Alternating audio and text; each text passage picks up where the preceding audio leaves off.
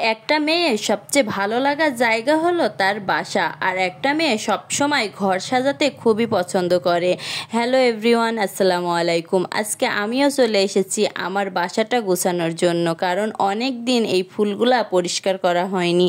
আজকে মনে করলাম যে আজকে এই ফুলগুলা পরিষ্কার করে নেবো। আসলে ফুলগুলা অনেক নোংরা হয়েছে, সামনে শীত আসছে, শীতের সময় ফুলগুলা আমি সাফ করতে পারবো না, কারণ পানি প্রচণ্ড ঠান্ডা থাকে, শীতে ঠান্ডার সমস্যাটা থাকে, এই কারণে এখন আমি এই যে একে একে সব ফুলগুলা পেড়ে নিচ্ছি। দেখেন, দেখেই বুঝতে পারছেন ফুলগুলায় কত ধুলা ময়লা পড়ে গেছে।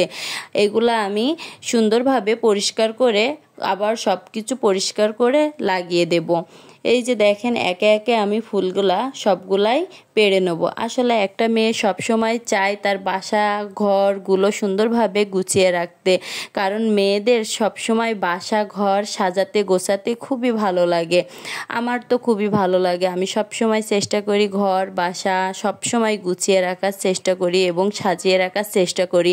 আর সবসময় আমরা চেষ্টা করি যে এই যে আর্টিফিশিয়াল এই ফুলগুলো দিয়ে ঘর বাসা রুম সব কিছুকে ডেকোরেশন করার, কিন্তু এগুলা আসলে অনেক ধুলা ময়লা পড়ে বাসায়।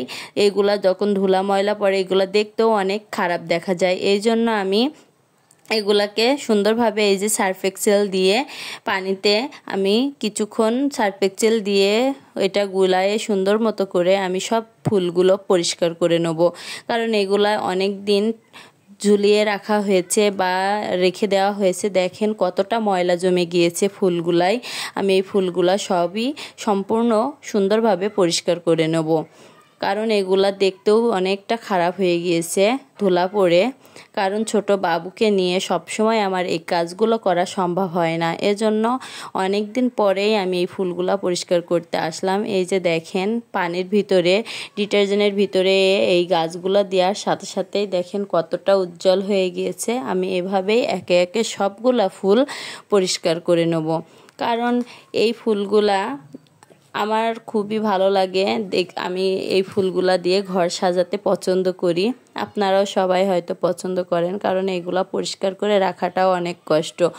আর মেয়েদের সবথেকে ভালো লাগার জায়গা ঘর, তারা রুমে থাকে সারাদিন যেমন, সেরকম তারা ঘর বাড়ি গুছিয়ে রাখতেও পছন্দ করে। এভাবে আমি একে একে সব ফুলগুলো পরিষ্কার করে নেব। এটা অনেক সময় লাগে, কারণ এগুলো পরিষ্কার করে নিয়ে একে একে আবার শুকাতে হয়। শুকানোর পরে আমি এগুলা রেখে দেব, দিয়ে রুমটা পুরো ক্লিন করে নেওয়ার পরে তারপরে আমি এই ফুলগুলো আবার একে একে বসিয়ে দেব। এই যে আমি একটা একটা করে সব ফুলগুলাই পরিষ্কার করে নিচ্ছি একে একে।